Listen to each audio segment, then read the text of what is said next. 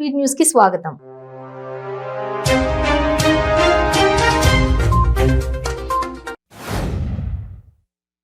China manja ఒక చిన్నారి ప్రాణాల మీదకు తెచ్చిన ఘటన ఇప్పుడు కలకలం రేపుతోంది. తన తండ్రితో కలిసి బైక్ పై వెళ్తున్న 4 ఏళ్ల చిన్నారి మెడకి మాంజా చుట్టుకుని తీవ్ర గాయాలైన ఘటన చోటు చేసుకుంది.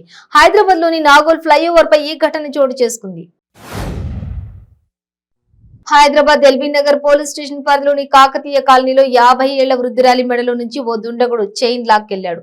సీసీ ఫుటేజ్ పరిశీలించిన ఎల్బీ నగర్ పోలీసులు కేసు నమోదు చేసుకుని దర్యాప్తు చేస్తున్నారు. ఆదిలాబాద్ లో ఈ నెల 8న ఆదిలాబాద్ పట్టణంలోని నలంద కళాశాల సమీపంలోని ఎస్బీఐ ఏటీఎం ను ధ్వంసం చేసి చోరీకి యత్నించిన కేసును ఆదిలాబాద్ 1వ పట్టణ పోలీసులు 3 రోజుల్లో ఛేదించారు. ప్రజల ఆమోదం లేకుండా అనకాపల్లి జిల్లా నర్సీపట్నం ఆర్టీసీకి చెందిన స్థలంలో ఎటువంటి నిర్మాణం జరగదని మాజీ మంత్రి టీడీపీ పొలిట్ బ్యూరో సభ్యులు చింతకాయల అయ్యన్న పాత్రుడు అన్నారు. పల్నాడు జిల్లా దాచేపల్లి మండలం పెద్దగార్లపాడు గ్రామంలో జనసేన పార్టీ ఫ్లెక్సీలు పోలీసులు తొలగించారు. తొలగించిన స్థానంలో వైసీపీ ఫ్లెక్సీలు ఏర్పాటు చేశారు. పలు ఓపెనింగ్ కార్యక్రమాల సందర్భంగా ఏర్పాటు చేసిన జనసేన ఫ్లెక్సీలు తొలగించారు. పశ్చిమ గోదావరి జిల్లా ఏలూరు కలెక్టరేట్ వద్ద 108 కాంట్రాక్ట్ సిబ్బంది ధర్నాకు దిగారు. సంక్రాంతి పండుగ దృష్ట్యా పట్నం నుండి పల్లెకు బయలుదేరుతున్న వాహనాలతో పంతంగి టోల్ ప్లాజా వద్ద కిలోమీటర్ల మేర వాహనాలు స్తంభించాయి. సంక్రాంతి వస్తుండటంతో పెనుమలూరు నియోజకవర్గ పరిధిలోని ఉయ్యూరు మండలంలో అప్పుడే కోడి పందాల జోరు మొదలైంది. గండిగుంట, పెద్ద ఓగిరాల మరికొన్ని ఇతర గ్రామాల్లో ఇష్టారాజ్యంగా పందెం బర్లను జూదం రాయుడు రెడీ చేశారు.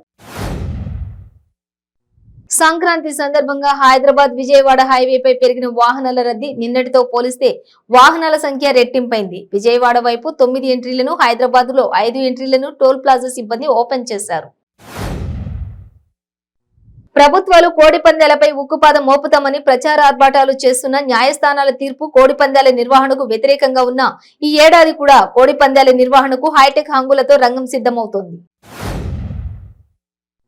సంక్రాంతి పండుగ సందర్భంగా మిత్రులు, స్నేహితులతో కలయికతో ప్రతి సంవత్సరం గూడూరు పట్టణంలోని కనుమూరు హరిచంద్రారెడ్డి క్రికెట్ పోటీలు నిర్వహించడం అభినందనీయమని గూడూరు మాజీ ఎమ్మెల్యే పాసం సునీల్ కుమార్ వెల్లడించారు.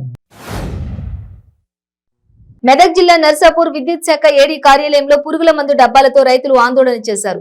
బావుల దగ్గర ట్రాన్స్ఫార్మర్లు పెట్టలేదని వాపోయారు. డీడీ కట్టినప్పటికీ ట్రాన్స్ఫార్మర్ మంజూరు చేయడంలో విద్యుత్ అధికారులు నిర్లక్ష్యం వహిస్తున్నారని మండిపడ్డారు. నల్గొండ జిల్లా నకరేకల్ పట్టణంలోని పోలీస్ స్టేషన్ ఆవరణలో నేషనల్ యూత్ డే సందర్భంగా లయన్స్ క్లబ్ పోలీస్ శాఖ ఆధ్వర్యంలో రక్తదాన శిబిరం నిర్వహించారు. నూజివీడు పట్టణంలోని పెద్ద చెరువు సమీపంలో పేకాట శిబిరం నుండి పరుగు తీస్తున్న చికెన్ వ్యాపారి షేక్ అబ్బాస్ గుండెపోటుతో మృతి చెందారు. ఒంగోలు అసెంబ్లీ నియోజకవర్గ కేంద్రమైన పర్చూరులో అపార్ట్మెంట్ కారిడార్ కూలిన ఘటనలో మృతుల సంఖ్య 2కు చేరింది. జనసేన అధినేత పవన్ కళ్యాణ్ చేసిన వ్యాఖ్యలకు మంత్రి అమర్ కౌంటర్ ఇచ్చారు.